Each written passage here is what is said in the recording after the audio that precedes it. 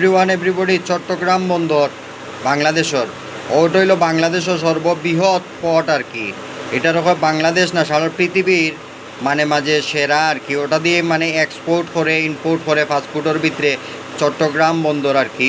ওটা দিয়ে মানে বাংলাদেশের যত ধরনের মানে এলসি হয়, এক্সপোর্ট হয়, ইম্পোর্ট হয়, এটা কিছু বুঝছো নি, আমদানি রপ্তানি কারক হয় বাংলাদেশেরও বন্দর নগরী দিয়ে। এটার নাম চট্টগ্রাম বন্দর।